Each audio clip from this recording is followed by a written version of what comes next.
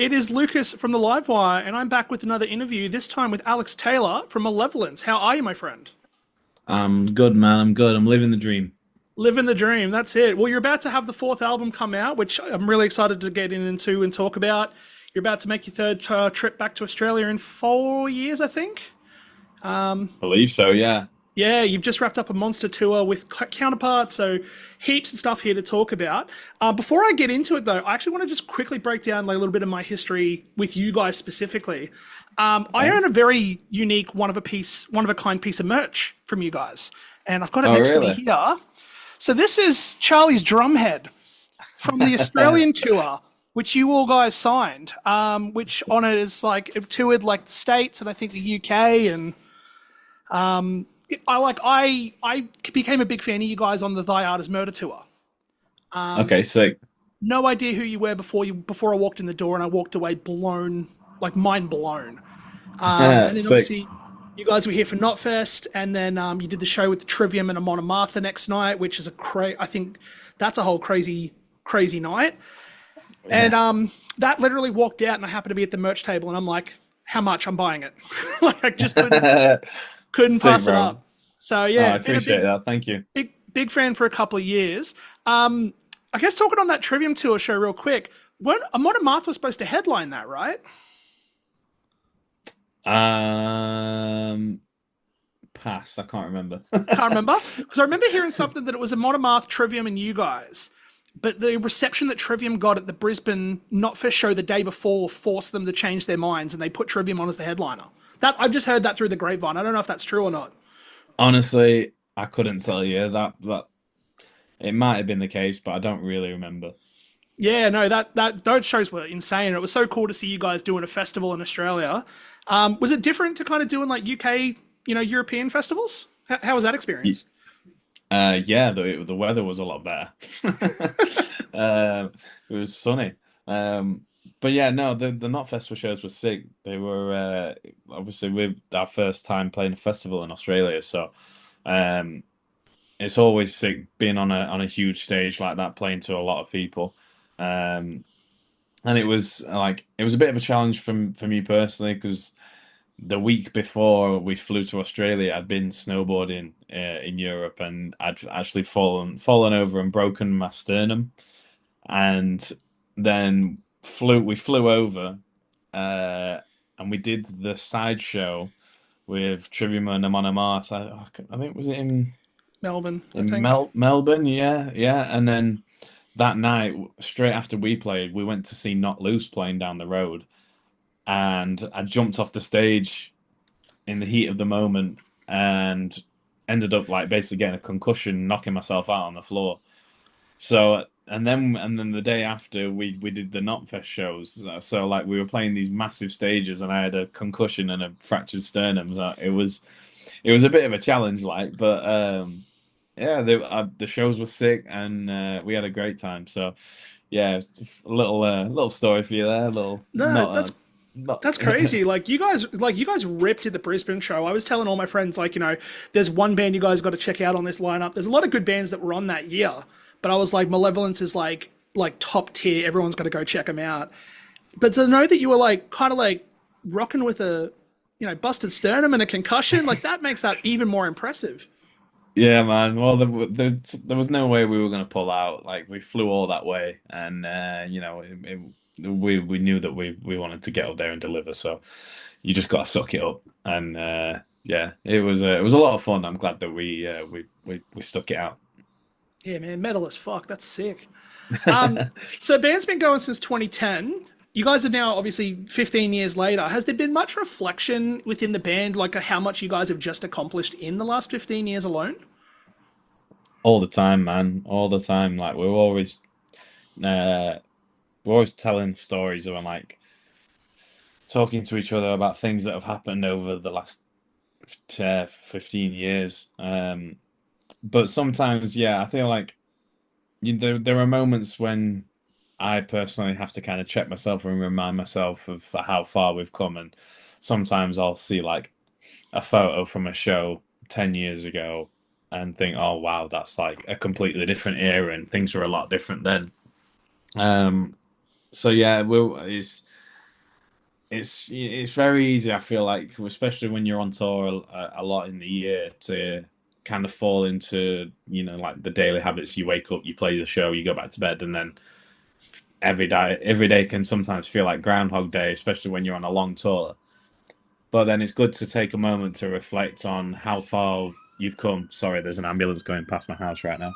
All good, all good. Um, it's important to yeah, take a minute and reflect on everything you've accomplished so far and everything that we still want to accomplish. Yeah, for sure. Then I guess talking a bit kind of like, over the course of the years, you guys have dropped 4 records. The first 2 albums I think are incredible. What was the rise of like being like a metal band in the UK around that early 2010s era, going through the UK scene, going through Europe? Like that had to have been a slog. Yeah, at times it was definitely.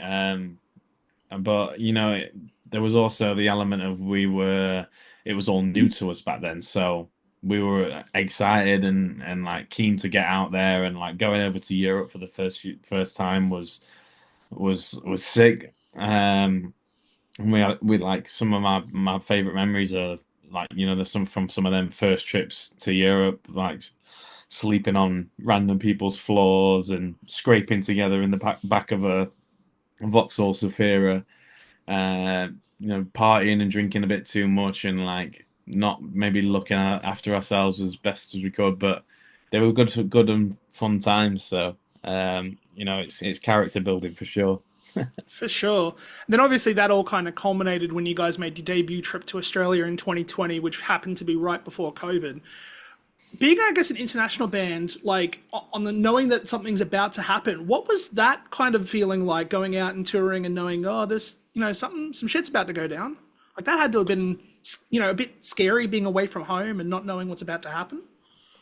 Yeah, I mean, I guess when we were over in Australia at the time, it was kind of like there was like a few news articles about it, but there was no like we had no idea of like what was going to happen. Um, and like I remember like reading it on my phone, sat in the airport on the way home, like, oh, this sounds pretty fucking bad.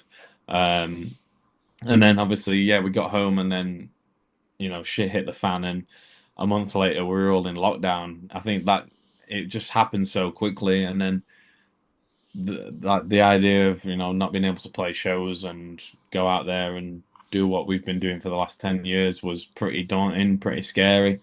Um, and yeah, I mean, it was a tough time for everybody. So, but we released the Other Side EP during lockdown, and that was pretty crazy in itself to be releasing music and not being able to go out and play play it live was a strange feeling, and I guess we didn't really know the effect that EP had up until we did the download pilot, which was like the test event for large scale events in Europe. Um, and we didn't really know how much the band would have grown and how much changed until we walked out on that stage, and it was like clear after that point that the band had got a lot bigger during lockdown, and we were then in a state of playing catch up for a few months. Just realizing, oh wow, okay, this has gone up a level. Yeah. I was going to actually talk about the other side too. Like, was that all stuff that you had recorded before COVID, or was that stuff that you guys just kind of wrote in the boredom? It was stuff that we had recorded before. Yeah, cool, dope. So coming in then obviously to the end of COVID, 2022 comes out, and then you guys drop Malicious Intent, which is one of the sickest records I think that came out in 2022. Did you guys expect like the international blow up that would come off the back of doing the download pilot and then, having that album come out and kind of getting back out and just, going back into business as usual on a bigger scale? Was that something that you guys expected? Um, I mean, I kind of knew that we were like riding a good wave off the back of the EP, and it felt like we were in a strong position to drop an album. I feel like we had a lot of momentum. I didn't necessarily expect how well the album would be received. and I guess yeah, it was kind of crazy to look back on and be like, oh wow, that the from the jump from the EP and then the jump to the album was huge for us. So just really grateful to everyone who supported that album. You know, it was I love that album, and I feel like it did really good things for us as a band. Yeah. I honestly thought that that album was your best record until I heard the new one, which the new album is just fucking crazy, dude. Thanks, I'll get man. into that in a second, but before that, in between the two albums, there's a couple of cool things you guys got to do. One of them was the Aggression Sessions triple EP with Thy Art and Fit for an Autopsy, Yeah. which was super dope. So, for those that don't know what it is, each band contributed a song, or like an original song, and then each band did a cover. And you guys had a very interesting cover. Yeah, we wanted to do something a little different to what the other guys were doing, and covering Anastasia seemed like the best way to go. But no, I remember, it was it was I just remember, like an oh, opportunity to sorry. do something. Sorry, it was an opportunity to do something like that we've like joked about doing for a while. Like doing a cover, a heavy metal cover of a pop song, and having a bit of fun with it. And yeah, that's exactly what we did. And I remember when we like said to the label and like management about what song we were gonna do, they were a bit like, huh. So, but you know what? Like we did it because we wanted to do it, and it's one of my favorite songs outside of heavy metal. So I was like, yeah, fuck it, why not? Yeah, I remember throwing it on and like to get through the first three songs and the covers start. I didn't know that they were covers, and I can't even remember what Thy Art or Fit for an Autopsy did. But I remember being like, "Oh, these are sick! Like these are really cool." And then just the opening, like "All My Life I've Been Waiting," come in, and I'm like, "What is happening?" Like, uh, my Exactly. Yeah, yeah. my missus at the time was even she popped her head up, being like, What the hell's going on? Like this is nuts." But yeah, such a funny cover, but it's great. It's so good. Is there any chance you'd potentially bring it out onto the tour? Probably not, if I'm honest. I mean, I'm never saying never, but I Yeah. think that was a moment in time, and I don't also want to be known as the band that does the Anastasia cover live. Like it's a bit of a gimmick, sometimes. So like when bands do that, so I'll never say never, but there's no plans for it in the future. It's funny because some like a couple of years ago when Motionless and White were out here, they opened for I Prevail, who I Prevail are obviously the big band known for the Taylor Swift cover. But Yeah, Motionless ripped out Mr. Brightside cover, and Joe's. it, dude, it was insane. It was so funny. Everyone at the end of it was just going nuts for it. It was so fun. But like, I mean, covers live are always fun. So I get kind of not wanting to play it, but at the same time, like hearing a cover so left field live would be insane. Yeah, like I say, maybe it'll happen one day. The other cool thing you guys got to do was you did two features. One of them was on the While She Sleeps record for with Down, and you guys did the re-record for Another Nail in the Coffin by Lamb of God with Kublai Khan.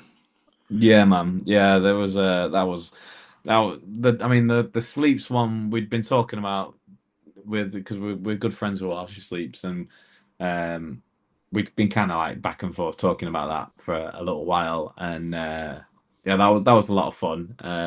It's like a bit of a different style to what I'm used to singing on her, so that was fun, and we had a lot of fun shooting the video for that. And then yeah, the Lamb of God one is like that ticked off the childhood bucket list achievement, mega achievement unlocked on that one.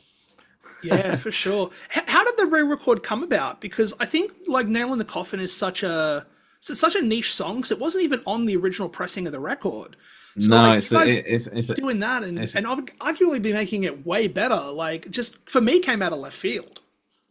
yeah, I mean yeah, it's a deep cut in it. It's I think that song was only released on the Japanese edition of the In Ashes of the Weight.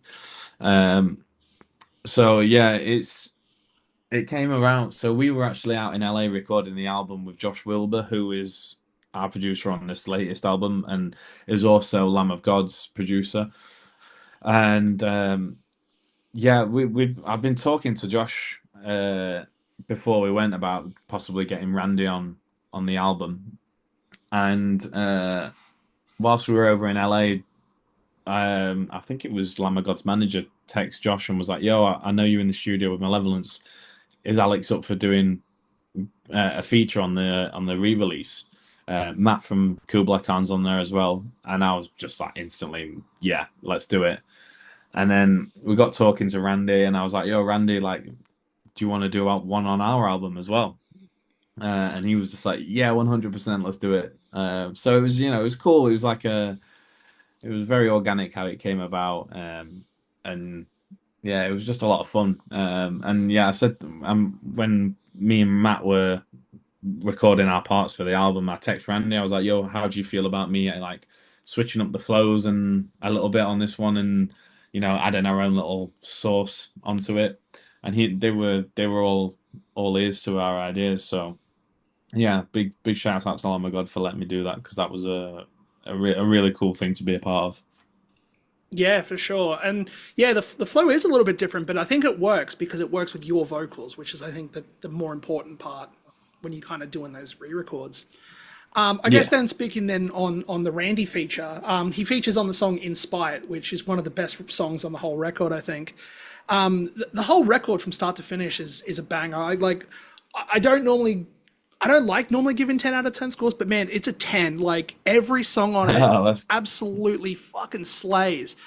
There's one song on there in particular that I wanted to talk about, which was I've forgotten what the name of it is. It's the slow one. Salt the Wound. That's it. Salt the Wound. Yeah. Was that an intentional choice to go, hey, we always make fast, heavy shit. Let's slow it down. Let's just make something that just crushes. With that one in particular, I mean, we've always kind of dipped our toes in with like ballads like Higher Place in the past and Turn to Stone. Like we've always had fun writing those kind of songs. On Salt the Wound in particular, though, it was a conscious effort that we wanted to kind of bridge the gap between having a heavy song and a soft song. We wanted the two to really be together in one song. Um, and that was like the driving force behind the idea of that song.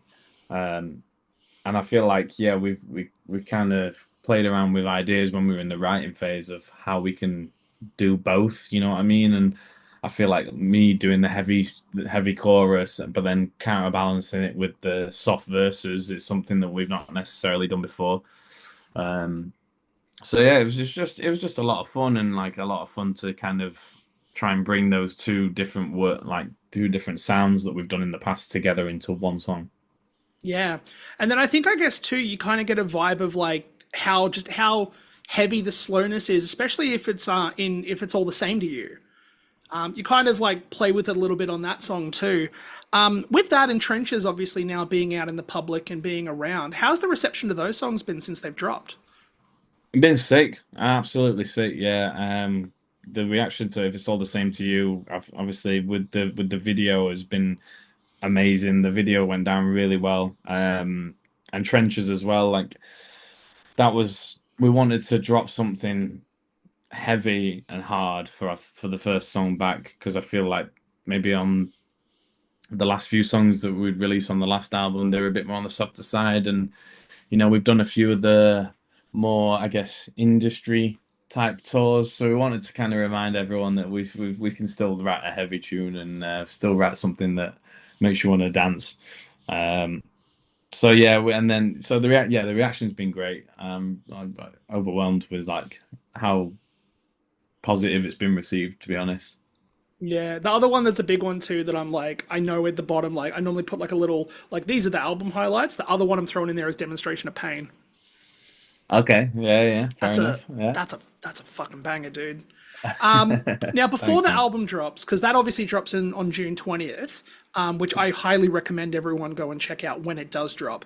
Before that, like I mentioned earlier, you're going to be coming back to Australia on the Alpha Wolf regional tour with Zuko.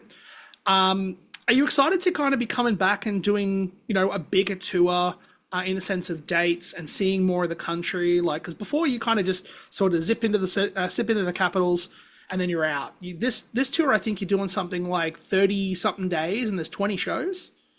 Yeah, it's I mean, I'm buzzing. Australia is one of my favorite places in the whole world to play. And it's sick on this tour because we're going to be playing in places that we would have never been to before. Like it's proper. deep cut. So I'm excited to see like the other side of Australia, and meet and see all the local cultures and stuff like that. Mm. It's going to be a lot of fun. And, yeah, like you said, we every time we've been there before, it's kind of been a quick in and out scenario. Whereas this time we get to spend a lot of time there. And yeah, I'm excited to see what those regional shows will be like because, that honestly, we're playing places that I've never even heard of before, which is always exciting. Yeah, I know a lot of like, so I'm in Queensland, I'm in Brisbane. I know a lot of the Northern Queensland shows always go off every time like I think, who was it?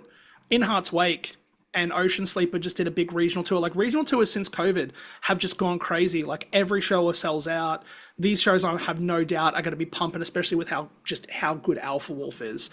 Mm. But yeah, like those shows normally are playing 600 people. Like they're little kind of tiny bars and they're not super big, but like the kids will go crazy. So Yeah, figure yeah, and like those intimate sweatbox venues are like sometimes the best shows. So like, I think it's going to be a lot of fun. Yeah, one of the coolest shows I saw was North Lane playing a little 500 cap venue. It was a bar in Ipswich, like 30 minutes from where I am. And Oh, sick. yeah, like they kind of brought out some of the production they did on like Knotfest not long before that. But yeah, like sometimes those shows just they go way better than the bigger shows. Much more intimate is always fun. Yeah, yeah, 100%. Now, like I mentioned, this has got 20 dates over 32 days, and then you guys have just wrapped up that Counterparts tour, which I figured out was 24 shows in 33 days. Do you guys sleep? Like, Yeah, no rest for the wicked, as they say. No, I mean, we got home last week, and we're having a bit of downtime right now. Like Charlie got married yesterday, our drummer, and everyone's doing, the family and the home life for a little bit, which is nice. It's nice to just have a little bit of time off band life for a little bit. And then I think like as next week when we'll start look at putting the set list together for Australia and getting everything ready for that. So yeah, we enjoy our downtime. But yeah, once we're home for too long, we need to get back out and keep grinding. yeah, that's it. Kind of builds up at home, and you're just like, I need to get out to a gig and just jump out on a crowd with a concussion and a broken sternum. Exactly. Awesome. Well, I'm going to throw the dates up at the end because there's too many to list. I'm probably going to be at the Gold Coast show, so I'm really pumped that I'm going to see you guys again. Pumped I'm going to get to see Alpha Wolf. I've never seen Zuko before, so I'm really pumped to see them too. Again, congratulations on just how insanely good the record is. I hope when people get their hands on it, they enjoy it as much as I do. Thanks for taking the time out to chat, and all the best with what's to come. No worries, man. Thank you very much for having me, and yeah, look forward to seeing you at the show.